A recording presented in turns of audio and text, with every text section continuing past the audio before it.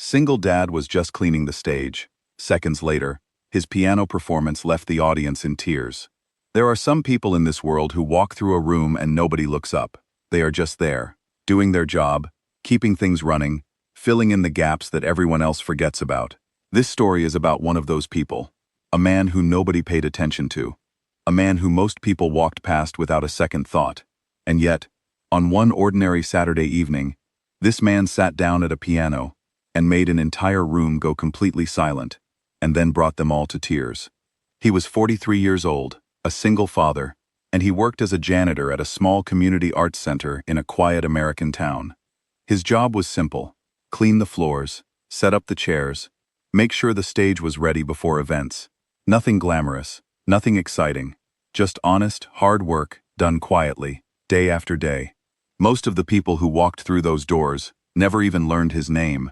He had been doing this job for 6 years. 6 years of early mornings, late nights, and everything in between.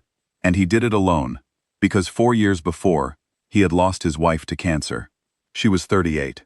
Their daughter was only 6 years old when it happened. From that day on, it was just the two of them, father and daughter, figuring out life together. He was not a man who complained. He was not a man who talked much about himself at all. Every morning he would drop his daughter off at school, go to work, come back, pick her up, make dinner, help with homework, put her to bed, and then start over the next day. That was his life, and he had made his peace with it.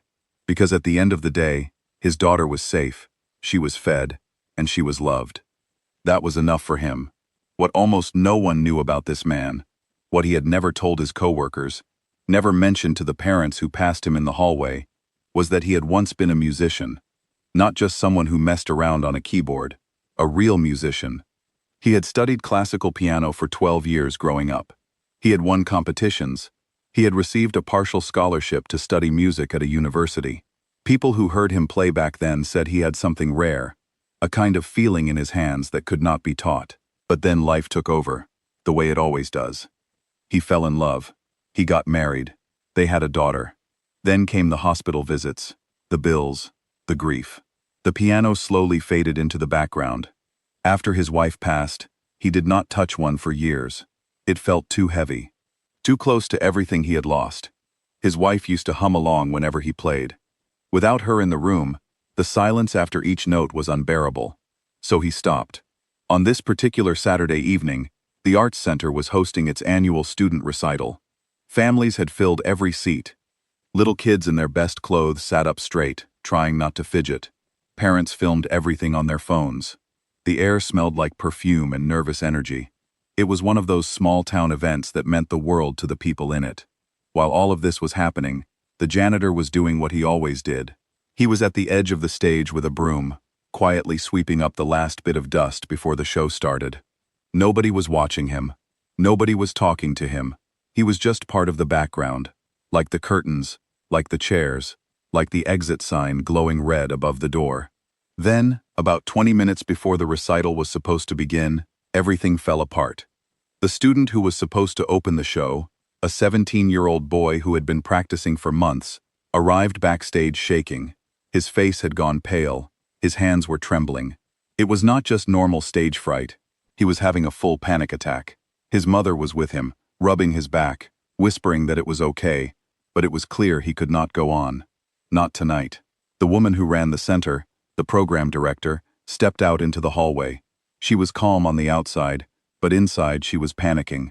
There was no backup performer. The audience was already seated. She had 20 minutes to figure something out, and she had absolutely nothing. She looked around the room the way you do when you are desperate, when you are hoping the answer will somehow just appear in front of you. And that is when she saw him, the janitor, still sweeping, completely unbothered, calm in a way that she envied right then. She walked over to him, almost embarrassed by the question she was about to ask. She said, almost laughing at herself, "Do you by any chance know anyone who plays piano?" He stopped sweeping. He looked at her for a moment. And then, in a voice so quiet she almost missed it, he said, "I used to play." She stared at him. She could not tell if he was serious, but there was something in his face, a steadiness, an honesty, that made her believe him. She had nothing to lose. She nodded and said, "Would you be willing to try?" He did not answer right away. He stood there for a few seconds, long enough that she thought he was going to say no. Then he slowly pulled off his work gloves and tucked them into the back pocket of his uniform. He leaned the broom against the wall, and he walked toward the stage. The moment people in the audience noticed him, the murmuring began. A man in a gray janitor's uniform was walking across the stage toward the grand piano. Some people frowned. Some people whispered. A few pulled out their phones, not sure what they were about to witness, but sensing that something unusual was happening. A child near the front tugged on her mother's sleeve. He sat down on the bench. He adjusted it slightly, the careful, practiced way a real pianist does. He looked at the keys for a moment. Then he closed his eyes, and the room went quiet on its own, the way a room does when it senses something real is about to happen. He began to play. The first few notes floated out into the room like something fragile, soft, careful, almost like he was testing whether it was still there, whether the music had waited for him. It had. It was all still there. Every note, every feeling, sitting right where he had left it years ago. He was playing a classical piece. A slow, deeply emotional nocturne. Something his wife had loved. She used to hum it quietly when she thought no one was listening. He had not played it since she died. He had been afraid to. But right now, in this room, in front of all these strangers, it felt like the right thing. The only thing. Within seconds, the entire hall changed. The whispering stopped. People lowered their phones. The parents who had been half distracted, scrolling or fidgeting, went completely still. Even the youngest children in the front rows stopped moving and just listened. Not because they understood the music technically, but because they could feel that something real was happening in front of them. He was not performing. That was the thing. He was not showing off, not trying to impress anyone. He was talking. Through every note, through every pause, through every time his hands moved across the keys, he was saying things he had kept inside for 4 long years. Grief, love, exhaustion, gratitude. The strange mix of feelings that fills a person who has lost someone and still has to keep going because there is a little girl waiting at home. A woman in the third row touched her hand to her chest without realizing she had done it. A man near the back blinked hard and looked at the ceiling. The program director, who was standing in the wings watching, realized at some point that her clipboard had fallen to her side, and she had not noticed. Now, in the very back of that hall, sitting alone in the last row, was his daughter. She was 10 years old. She had come with him that evening because she had nowhere else to go. She had been sitting quietly, waiting for her dad to finish work so they could go home.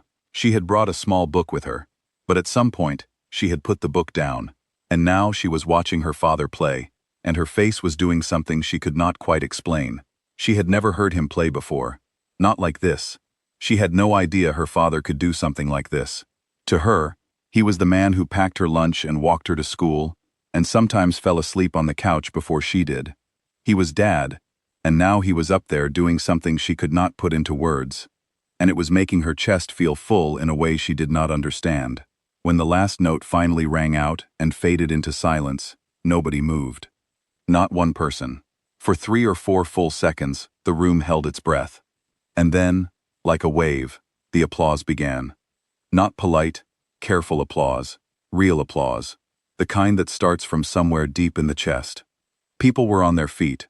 Several were crying and did not feel embarrassed about it. He sat at the piano for a moment, not moving, eyes still closed. Then he opened them slowly and looked out at the room. He looked almost surprised, like he had forgotten anyone was there. Then he saw her, his daughter, running down the aisle from the back of the room, dodging around seats, her small sneakers squeaking on the floor.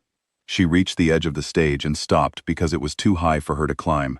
She just stood there with both arms stretched up. He stepped down from the stage and lifted her up, and she wrapped her arms around his neck the way she used to when she was very small. He held her. The room kept clapping. Someone in the audience had been recording on their phone from the moment he sat down at the piano. They posted the video that night. By the next morning, it had been watched hundreds of thousands of times.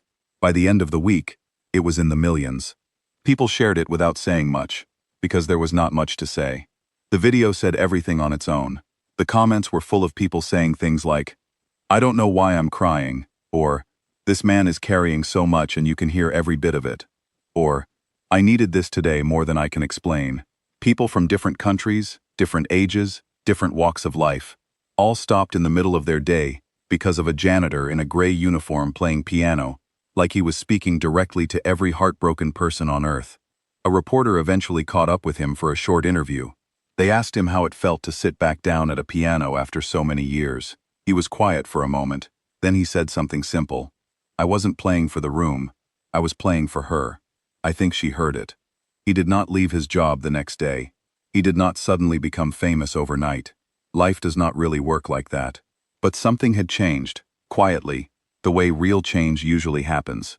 The program director offered him a small paid role teaching beginner piano to kids on weekends. He said yes. His daughter started taking piano lessons. Within a few months, her teacher pulled him aside and told him she had a natural gift. He listened to those words carefully and said nothing at first. Then he smiled, the slow, quiet smile of a man who is not surprised but is grateful. Almost a year later, at the next annual recital, at that same art center, father and daughter performed together. She played the higher notes, he played the lower ones. It was a simple piece, nothing complicated. But the people in the audience who had been there the year before said it was even more moving than the first time. Because the first time, they had seen grief. This time, they were seeing something else. This story is not about talent. It is not about going viral or getting famous. It is about a man who kept going when life gave him every reason to stop, who raised a child with love and very little help, who carried something beautiful inside him for years and years, quietly, without asking for any recognition. And one evening, by complete accident, the world got to see it. He came to clean the stage. He ended up filling it,